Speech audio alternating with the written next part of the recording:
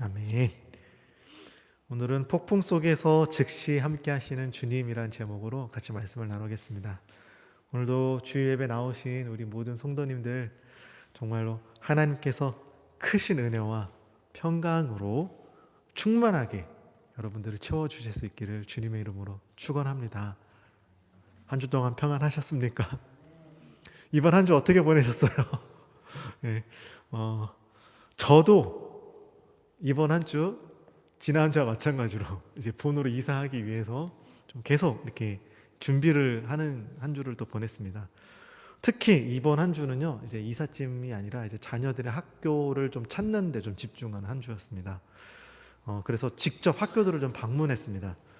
본해 이제 10월 초에 이제 집이 계약이 되고 나서 이제 제일 저희에게 중요한, 저희 가정의 제일 중요한 일은 아이들의, 저희 자녀들의 학교를 찾는 일이었습니다. 그래서 저희 집을 중심으로 해가지고 그 주변 반경으로 가까운 아이들이 갈 수 있는 학교 10군데를 찾았습니다. 그래가지고 10군데 김나지움에 다 이제 신청 메일을 보냈어요. 우리 아이들 자리를 줄 수 있느냐. 근데 새 학교에서는 메일이 반송이 됐어요. 주소가 없대요. 제크리테린 이제 그 사무실 거기 보내는데 주소가 이메일이 없다는 거예요. 찾았는데도 불구하고 안 가더라고요. 그리고 한 학교에서는 이메일로 접수가 안 되고 무조건 우편으로 그 신청서를 쓰고 거기다가 학교 성적표 넣고 아이들 뭐 인적사항 넣고 이사하는 주소 넣고 해가지고 신청서 내용을 써서 보내라고 해가지고 우편으로 보냈습니다. 그리고 나서 이제 지난 2주 동안 아이들이 학교들이 가을 방학을 했거든요. 그러니까는 가을 방학 동안은 학교가 쉬다 보니까는 가서 뭐 만날 수 있는 것도 아니고 그래서 기다리고 있었는데 그 가을 방학 동안 두 학교에서 메일을 보냈는데 두 학교에서 답장이 왔어요.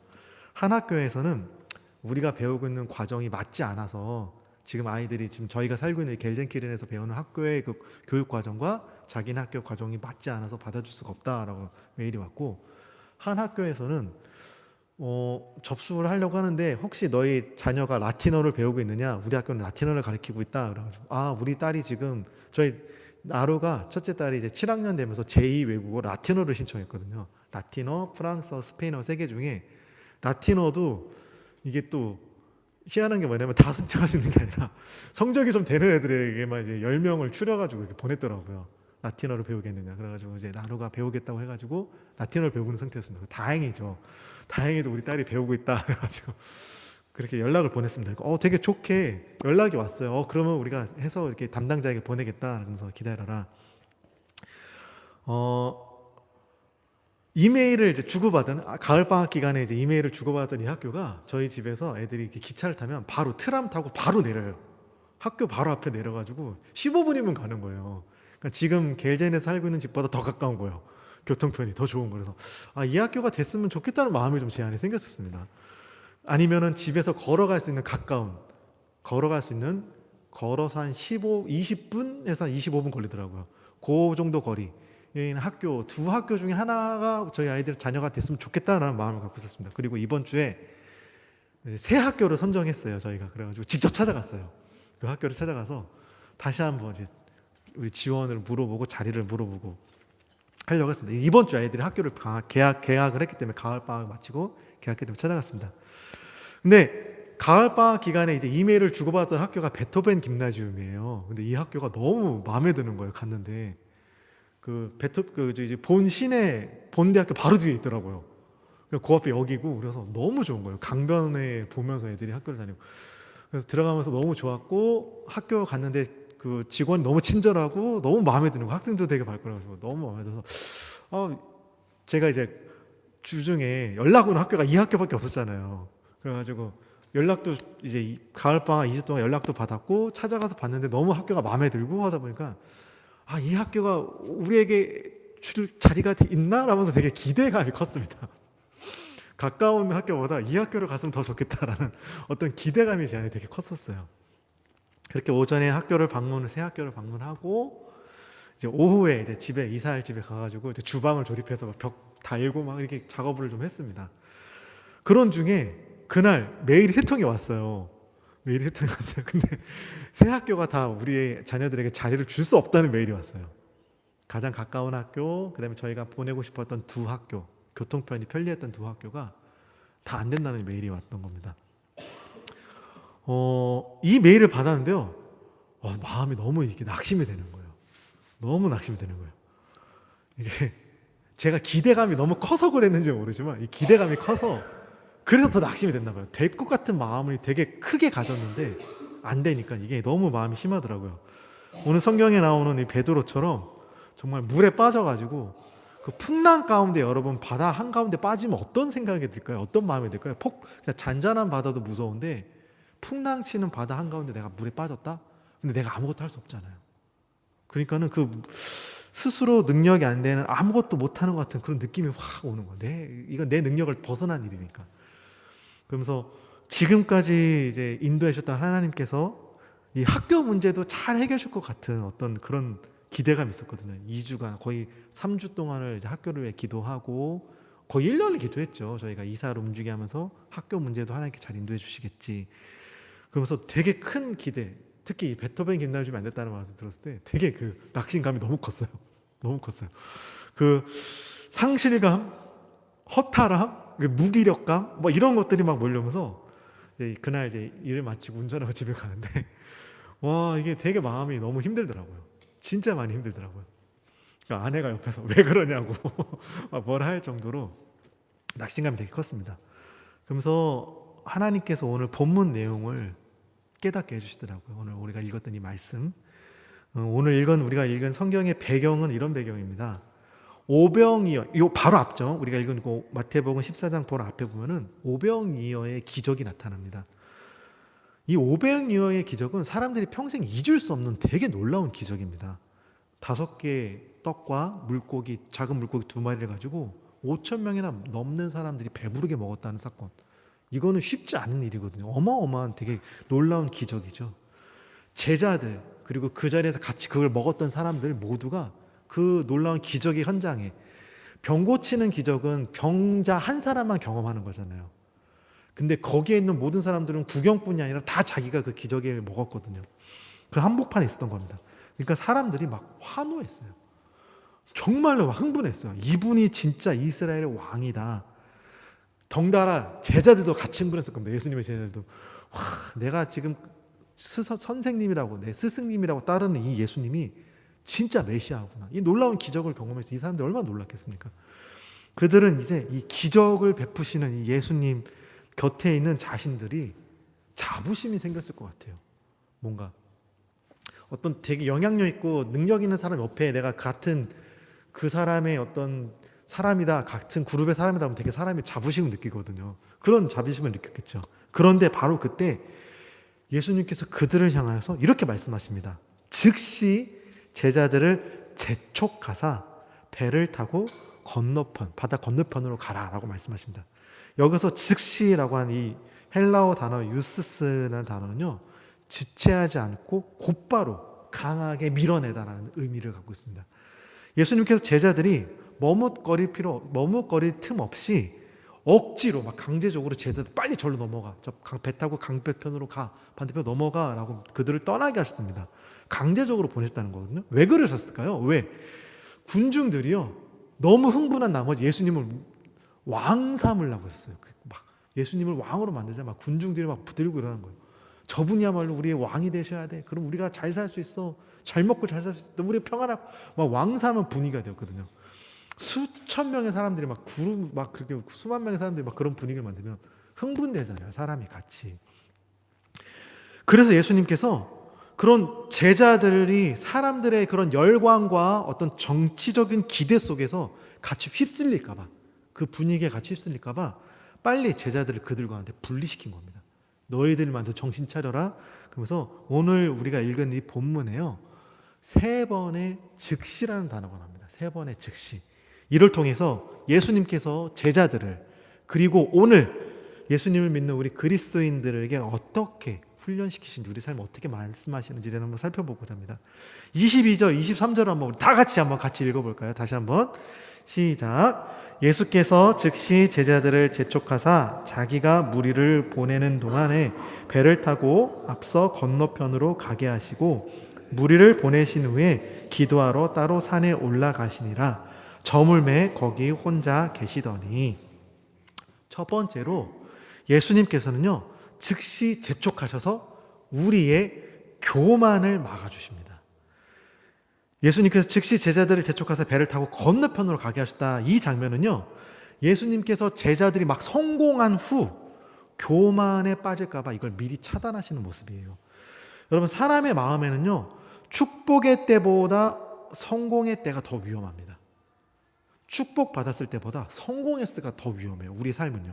왜 그러냐면 하나님의 능력을 경험한 뒤에 사람들은 쉽게 이게 자기가 한 것처럼 착각할 수가 있어요. 하나님의 능력이지만 그래도 내가 뭔가 경건하게 생활했기 때문에, 하나님 마음에 드는 어떤 모습을 보였기 때문에 하나님이 날 통해 일하신 거지. 그러니까 내가 한 것도 한 요 정도는 내 노력이 거기에 들어가게 된다는 사실입니다. 사람은 축복받았을 때보다 성공했을 때가 더 위험해요. 그래서 예수님께서는 막 흥분한 제자들, 지금 5천 명이 먹고서 5천 명이 넘는 사람들이 막 먹고서 막 흥분의 도가니에 있을 때 그 사람들이 막 흥분해가지고 예수님 왕삼을 하니까 빨리 제자들을 그 흥분 군중 사이에 떨어지게 만듭니다. 그리고 예수님께서는 홀로 산 위에 올라가서 기도를 드리십니다. 이게 참 대조적인 모습이에요. 사람들 속에서 막 들떠있는 제자들과 홀로 하나님 앞에 머무신 예수님의 모습입니다. 예수님께서는 5천 명을 먹인 이 놀라운 기적보다 하나님과의 교제를 더 중요하게 하셨고요. 보리떡 5개와 물고기 2마리로 많은 사람들을 배불리 먹인 어떤 능력, 이런 것 같은 능력보다 홀로 하나님께 드리는 기도를 선택하셨다는 것입니다. 예수님께서는 항상 기적의 현장보다 하나님 아버지의 임재를 더 사모하셨어요. 놀라운 기적을 베푸는 것보다 하나님이 내 삶 가운데 나와 지금 함께 임하시는 것을 더 중요하게, 더 사모하셨다는 겁니다. 여러분, 우리가 정말 조심해야 할 것은요, 가장 위험한 순간은 우리가 성공했을 때입니다. 성공했을 때. 우리도 그렇지 않습니까? 하나님께서 어떤 사업을 형통하게 하셨다든지, 내 자녀가 잘 자라게 하셨다든지, 교회가 막 성장돼서 막 부흥하고 막 커지고 막 이러면 우리는 쉽게 이제 됐어 라고 안도감 속에, 성취감 속에 기도와 경건이 느슨해질 수 있습니다. 예수님께서 그때 우리를 재촉하셔요. 기적의 자리에서 물러나, 성공의 자리에서 물러나 기도의 자리로 들어가라는 겁니다. 하나님과 단둘이 만나는 자리로 들어가라는 말씀하십니다. 저도 이번에 본의 집을 구하면서 놀라운 하나님의 인도하심을 경험했잖아요. 이게 한 번에 되는 게 쉽지 않은 일이잖아요. 그래서 제 안에 흥분됨이 있었어요. 그러니까 자녀의 학교도 잘 인도해 주시겠지.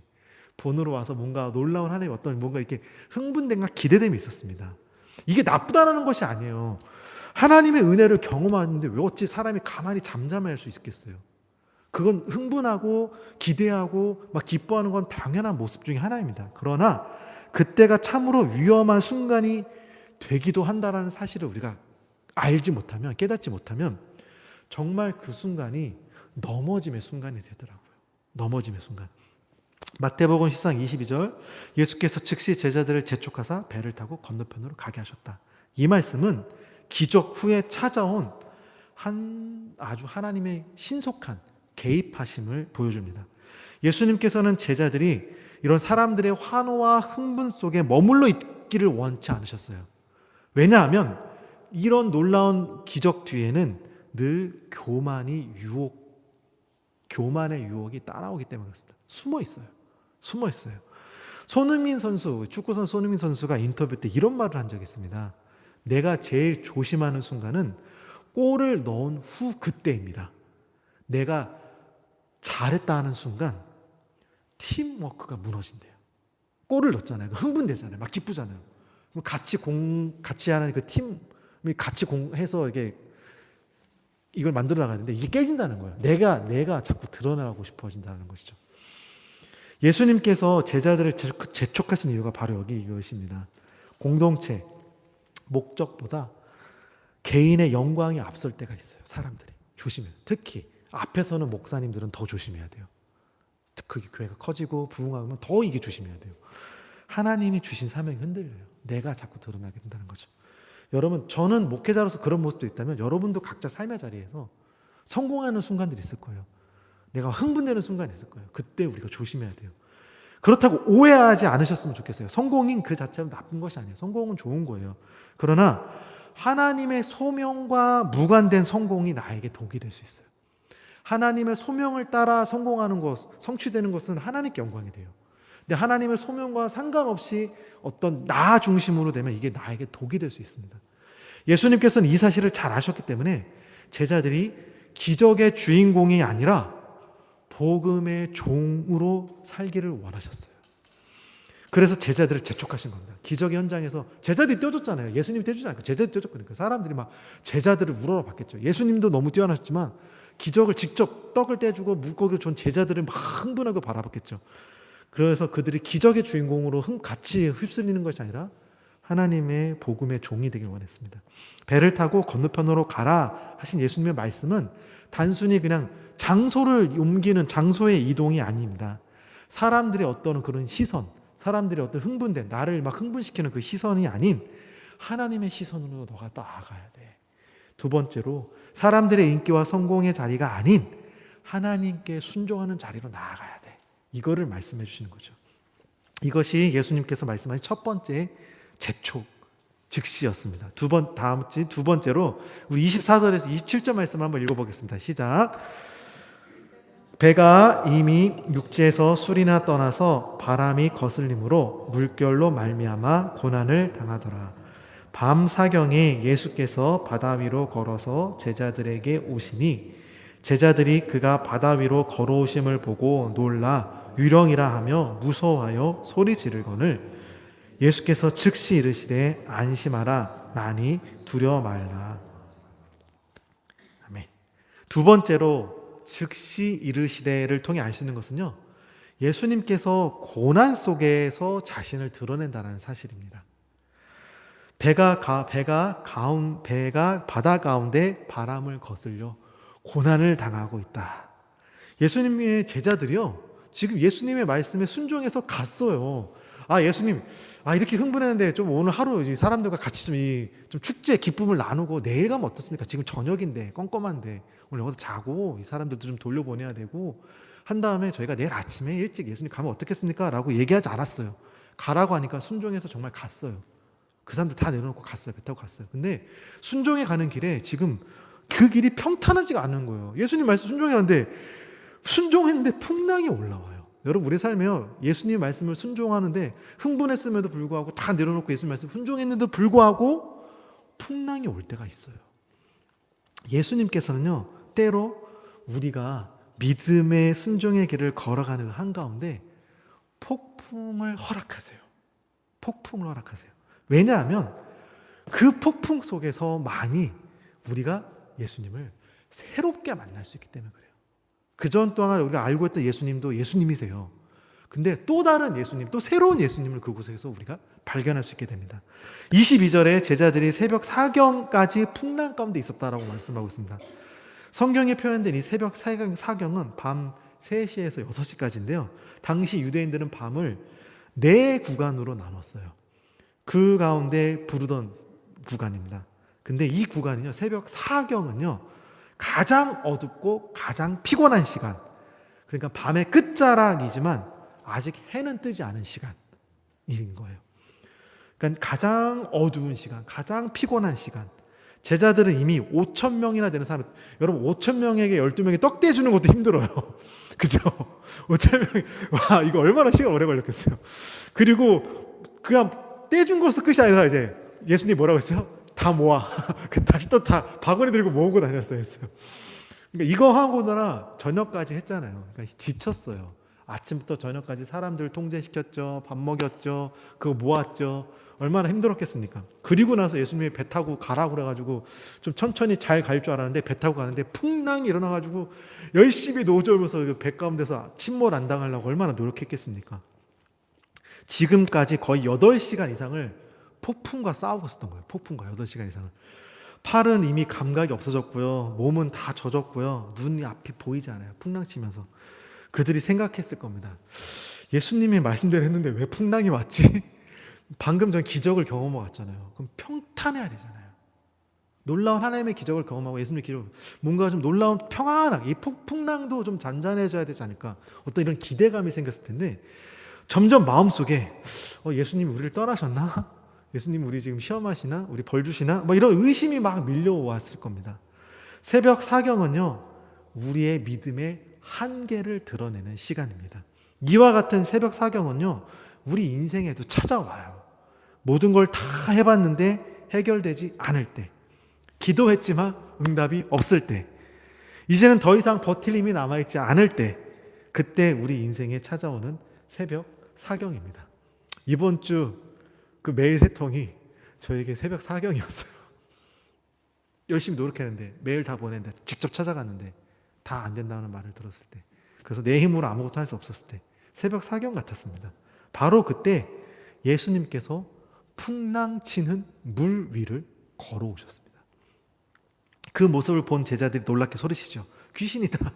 예수님 보고 귀신이라고 소리쳤어요. 그러니까 예수님이 물 위를 걸어올 거라고 이 제자들은 상상을 못했죠. 그러니까 물 위에 어떤 사람의 형상이 보니까 귀신이라고 생각했을 겁니다. 예수님께서 가까이 계신데도 두려워하고 있죠. 우리도 마찬가지예요. 우리 문제가 너무 커 보이다 보면 예수님이 나와 함께하고 계신데 예수님의 임재조차도 보이지 않아요. 하나님이 멀리 계신 것처럼 느껴집니다. 그러자 예수님께서 즉시 말씀하십니다. 안심하다. 안심하라. 나다. 두려워하지 마라. 근데 여기서 나다라고 하는 에고 에이미라는 이 말이 단순히 나야, 나 예수님이야, 얘들아 놀라지 마, 나 예수님이야 라고 말씀하신 것이 아니고요. 여기서 나다라고 하는 이 에고 에이미는 여러분 출애굽기 3장에 보면은 하나님께서 모세에게 나타나셨을 때 모세가 당신이 누구십니까? 그럴 때 나는 하나님이다 라고 말씀하셨던 그 단어와 똑같은 단어입니다. 그때는 이제 히브리어로 말씀하셨고 여기는 헬라어로 번역된 건데요. 나는 스스로 있는 자, 나다 라는 말씀입니다. 하나님이다 라는 말씀이세요. 하나님이다. 즉 예수님께서 이렇게 말씀하고 계신 겁니다. 나는 너희가 두려워하는 그 모든 것 위에 있는 존재야. 나는 존재 그 자체, 하나님 그 존재 자체이고 내가 의지해야 할 그 모든 것이야. 지금 풍랑 위를 걸어오셨거든요. 풍랑 위를. 예수님께서는 폭풍을 바로 멈추시지 않으셨어요. 대신 그 폭풍 위를 걸어오셨어요. 그러니까 풍랑 위를 걸어오셨다는 것은 고난을 제거하시는 분이 아니라 뭐예요? 고난을 위를 다스리시는 분임을 보여주시고 싶으셨던 거예요. 우리는 종종 이렇게 기도합니다. 하나님 이 문제를 없애주세요. 하나님 이 바람, 이 고난, 이 어려움, 이 고통, 나의 큰 문제, 내게 해결할 수 있는 문제를 멈춰주세요. 해결해주세요 라고 기도합니다. 하지만 예수님께서는 때로 문제를 멈추기보다 그 위를 걸어오세요. 문제는 사라지지 않아도 예수님께서 그 위를 걸어오시면 그 위에 뭐예요? 그 폭풍치는 바다조차 길이 되는 거예요. 예수님께는 길이 되는 거예요. 우리는 풍랑치는 바다인데 예수님은 그곳에 길이 되시는 거죠. 즉 믿음은 상황이 달라지는 것이 아니라 그 상황 속에 계신 하나님을 새롭게 바라보는 겁니다. 그 폭풍 가운데서 하나님이 계시는 것을 보는 거예요. 예수님께서는 우리에게 이렇게 말씀하십니다. 너의 두려움을 억지로 이기려 애쓰지 마. 내가, 예수님이신 내가 내 두려움보다 더 크다 라고 말씀하세요. 이 말씀은 단순한 위로가 아닙니다. 이것은 창조자이시고 전능하신 분께서 내 삶, 내 문제, 내 고난, 내 폭풍을 향해 선포하시는 통치의 선언이에요. 어떤 통치요? 너의 상황을 지배하는 것은 풍랑이 아니야.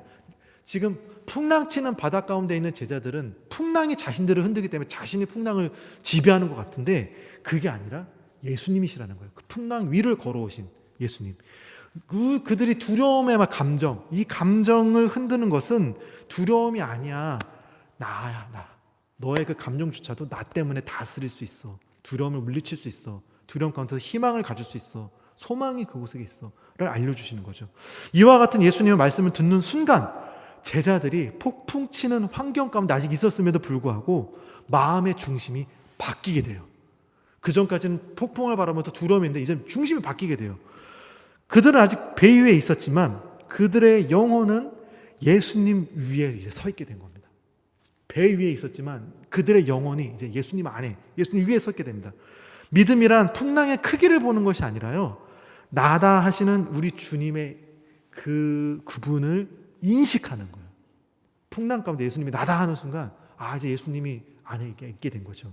이어서 28절 32절 말씀을 한번 같이 읽어보도록 하겠습니다. 베드로가 대답하여 이르되 주여 만일 주님이시거든 나를 명하사 물 위로 오라 하소서 하니 오라 하시니 베드로가 배에서 내려 물 위로 걸어서 예수께로 가되 바람을 보고 무서워 빠져가는지라 소리질러 이르되 주여 나를 구원하소서 하니 예수께서 즉시 손을 내밀어 그를 붙잡으시며 이르시되 믿음이 작은 자여 왜 의심하였느냐 하시고, 세 번째로 예수님께서는 실패 속에서도 우리를 붙잡으십니다. 베드로가 말합니다. 주님이시면 저를 물 위로 걸어오게 해주세요. 베드로도 정말 대단한 믿음인 것 같아요. 그래서 예수님께서 오라고 말씀하신다. 여러분, 풍랑치는 바다 위에 예수님이 계신데 오라고 한다고 거기에 발 디딜 수 있는 믿음은요, 대단한 믿음이에요. 대단한 믿음이에요. 베드로가 믿음으로 풍랑치는 바다 위에 자신의 발을 정말 내딛습니다. 그런데 놀라운 일이 일어나서 베드로가 같이 예수님처럼 물 위에 서 있는 거예요.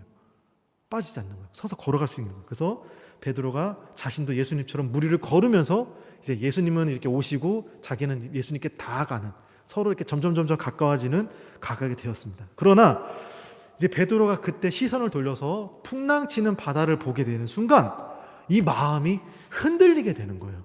그리고 즉시 이제 물에 빠지게 됩니다. 그러자 베드로가 다급하게 외치죠. 예수님, 나를 구해주세요. 예수님, 나 좀 살려주세요. 라고 외치는 거죠. 그때 예수님께서 즉시 손을 내밀어서 그를 붙잡아 주십니다. 물에 빠지셔서 그를 붙잡아 주시고, 그리고 말씀하시죠. 믿음이 적은 자요, 왜 의심하느냐.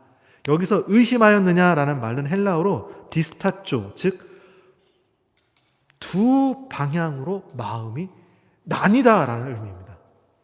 의심하다는 말이 왜 의심해서 의심을 쫓는 게 아니라 마음이 두 개로 방향이 나눴다라는 의미예요. 즉 베드로는 믿음이 없는 것이 아니라 이 믿음이 분산된 겁니다. 베드로가 물 위를 걸어가다 빠진 이유는 믿음이 사라져서가 아니에요. 믿음이 사라져서가 아니라 시선이 옮겨졌기 때문에 그런 겁니다. 예수님께 고정했던, 예수님만 온전히 바라봤던 그 시선이 환경으로 옮겨지는 순간, 풍랑치는 환경으로 옮겨지는 순간 믿음이 흔들리는 거예요. 환경을 바라보니까. 이 장면은요, 믿음과 의심이 서로 밀어내는 싸움이라, 믿음이 들어왔다가 의심이 들어왔다가 이렇게 막 서로 밀어내고, 내가 자리를 차지할 거야, 우리 가운데 내가 자리를 차지할 거야, 서로 밀어내는 것이 아니라 하나의 마음 안에서 이게 동시에 존재할 수 있다는 것이에요. 믿음도 있고 의심도 우리 안에 있어요. 믿음과 의심은 전혀 다른 두 상태가 아니라 시선의 방향이 바뀔 때 오가는 이 마음의 움직임인 겁니다. 무슨 말인지 아시겠어요? 믿음이 있다는 것은 의심이 아예 없다는 것이 아니라, 믿음과 의심 우리 안에 다 있어요. 우리는 부족하기 때문에, 연약하기 때문에. 근데 시선이 믿음으로 갔느냐 의심으로 갔느냐, 이게 우리가 가운데 시선이 움직일 때마다 움직이는 마음의 움직임인 거예요. 이것이 우리의 신앙의 모습이더라고요. 예배 때에는 우리가 믿음이 충만해져요. 그런데 삶의 현실에 돌아가면은 이 삶의 환경이 주는 두려움이 있습니다. 기도 중에는 하나님을 막 신뢰해요. 그럼 믿음이 막 커져요. 하나님 도와주실 거 하는 믿음이 생겨요. 근데 현실을 살다 보면 이 믿음이 자꾸 흔들려요. 현실이라는 것이 우리 자꾸 믿음을 흔들어요. 우리도 베드로처럼 믿음과 의심의 이 경계 위에서 서 있는 겁니다. 그때 예수님께서는 꾸짖기보다 즉시 손을 내미시죠. 믿음이 작은 자여 왜 의심하느냐. 이 말씀은 정죄하고 꾸중하는 것이 아니라 회복으로의 초대예요. 회복으로 초대.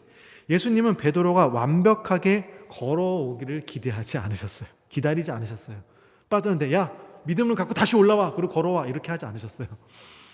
빠지기 전이 아니라 빠졌을 때 손을 내미셨어요. 믿음은 완벽한 확신이 아니고요, 넘어짐 속에서, 우리도 수없이 넘어지거든요. 여러분, 저도 믿음을 갖고 있지만 넘어질 때가 많아요. 그런데 그 속에서 주님께 부르짖는 용기예요. 여기서 우리는 깨닫습니다. 믿음의 본질은 시선과 순종입니다. 믿음은 감정의 강도, 감정이 막 커져서 더 많이 믿음이 커지는 거, 이게 아니라, 제가 저번에 온도 말씀드렸죠. 사랑의 온도. 식었다가 죽었다, 이게 아니라 시선을 어디에 두냐 하는 거예요. 시선을 어디다 두냐. 믿음이란 확신의 크기가 아니고요. 예수님의 말씀에 한 걸음 한 걸음 다가가는 순종이에요. 순종. 예수님께서 베드로에게 오라고 말씀하셨습니다. 다른 제자들도 있었는데요. 믿음으로 발을 내딘 건 베드로밖에 없었어요. 그렇게 말씀하실 때 예수님 베드로가 물 떴잖아요. 그럼 다른 제자 예수님 저도 가게 해주세요 할 수 있잖아요. 아무도 그렇게 하지 않았어요. 베드로만 걸어갔어요. 믿음은 그 예수님의 말 한마디에 발을 내딛는 거예요. 오라 했을 때 풍랑치는 바닷 가운데 물을 정말 발을 내딛는 거예요. 그리고 설령 우리가 다시 빠졌다 할지라도 그 순간 주님이 즉시 손을 내밀어서 움직이십니다. 그래서 우리를 구원해 주세요. 베드로의 이야기는 실패담이 아니에요. 지금 물에 빠졌다는 이 베드로의 모습은 실패담이 아니에요.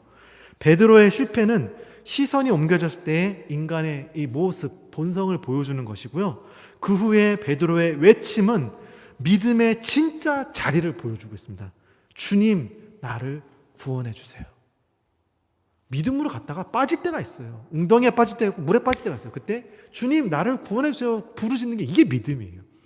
빠졌다고 상실하는 것이 아니라 내가 믿음으로 무리를 건너 빠졌어. 내 믿음이 흔들려 작아서 내가 믿음이 작은 사람. 이게 아니라 빠졌지만 다시 주님께 외치는 게 이게 믿음인 거예요.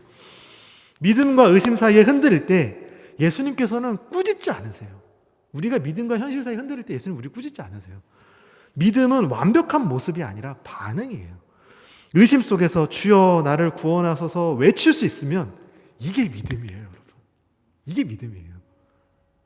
이런 흔들림이 없으면 안 돼. 의심이 있으면 안 돼. 이게 믿음이 아니라 흔들릴 때 주님 나를 구원해 주세요. 흔들릴 때 주님 내가 다시 한번 믿음을 주세요라고 하는 게 이게 믿음이에요. 그래서 믿음과 의심은 늘 우리 마음속에서 씨름합니다. 그러나 예수님께서 이와 같은 내 싸움 한가운데로 오시죠. 그리고 손을 내미세요. 믿음이 작은 자여 왜 의심하느냐. 이 말씀은 마음의 정죄, 믿음이 작다고 정죄하는 음성이 아니라 다시 나를 바라봐. 내가 너를 도와줄게. 다시 나를 바라봐 라는 예수님의 초대예요. 믿음은 완벽하게 서 있는 상태가 아니라 넘어질 때 수없이 넘어질 때에도 주님의 손을 붙잡고 다시 일어나는 겁니다. 손 내미는 주님의 손을 붙잡고 일어나는 겁니다. 그 선택이 바로 믿음과 의심 사이에서 주님을 바라보는 길이에요. 이제 결론입니다. 이 모든 사건이 끝나고 나서 제자들이 예수님 앞에 무릎 꿇습니다. 그리고 33절에 이렇게 고백해요. 진실로 주님은 하나님의 아들이십니다. 라고 고백합니다. 풍랑이 잠잠한 뒤에 온 이 고백은요, 5,000명을 배부르게 먹인 이 기적의 현장에서 터진 수많은 사람들의 환호와 그 어떤 왕 삼겠다는 어떤 그런 것보다 훨씬 깊은 믿음의 고백입니다. 이때서야 정말 믿음의 고백이 나오는 거죠. 보여지는 어떤 기적이 아니라 예수님의 그 임재, 예수님의 그 함께하심, 우리 삶 가운데 예수님 임하시는 그 임재가 제자들의 신앙의 중심이 이제 된 거예요. 기적을 베푸는 게 우리에게 중요한 게 아니구나. 예수님이 내 삶 가운데, 내 중심 가운데 계시는 게 정말 중요한 거구나. 제자들이 그때 이제 깨달은 겁니다. 사랑하는 여러분들, 우리 인생에도 풍랑이 있어요. 잔잔할 것 같지만 풍랑이 일어요. 순종하게 가지만 풍랑이 일어요. 하나님이 좋은 일을 해주셨기도 해요. 그 다음도 잘 되겠지 하다가 풍랑이 일어요. 때로는 주님께서 우리를 재촉하실 때가 있고요. 때로는 풍랑 속에서 자신을 드러내실 때가 있고요. 때로는 우리의 환경과 고난이라는 물에 깊이 빠질 때 즉시 손을 내밀어 붙잡아 주실 때도 있습니다. 오늘 말씀 이 세 가지 즉시를 여러분 그때마다 기억하세요. 첫 번째로 즉시 재촉하사. 예수님은 우리가 흥분의 자리, 그 자리에 있기보다 우리를 교만의 자리에서 건져주세요. 그럴 때 우리 교만에서 건져주세요. 두 번째, 즉시 이르시되 예수님은 고난 속에서 임재하십니다. 세 번째, 즉시 손을 내밀어. 예수님은 우리가 믿음 생활하다가 넘어질 때, 믿음에 의심이 생길 때, 넘어질 때, 실패 속에서도 우리를 붙잡아 주세요. 그러므로 믿음은 폭풍이 사라진 후에 세워지는 것이 아니라, 그 사라진 뒤에 생겨진 평안함이 믿음이 아니라 폭풍 속에서도 시선을 예수님께 고정하는 것, 이게 믿음입니다. 저와 여러분이 삶 속에서 믿음이 흔들리지 않는 마음이 아니라 내 믿음은 굳건해, 절대 흔들리지 않아. 이것도 너무 귀한 거죠. 이건 너무 귀한 거죠. 안 그러시길 바라지만 우리는 연약한 인간이기 때문에 흔들릴 때가 분명히 있어요. 우리는 수없이 흔들려요. 그렇게 흔들릴 때마다 예수님을 바라보고 다시 일어서는, 물에 빠져도 괜찮아요. 그때 예수님 나 구원해서 기도할 수 있는, 그게 우리의 믿음이에요. 그걸 예수님이 말씀하시는 그런, 그래서 다시 일어서는 우리의 시선과 순종의 사람이 되실 수 있기를 주님의 이름으로 축원합니다. 기도하겠습니다. 사랑의 하나님, 오늘도 우리에게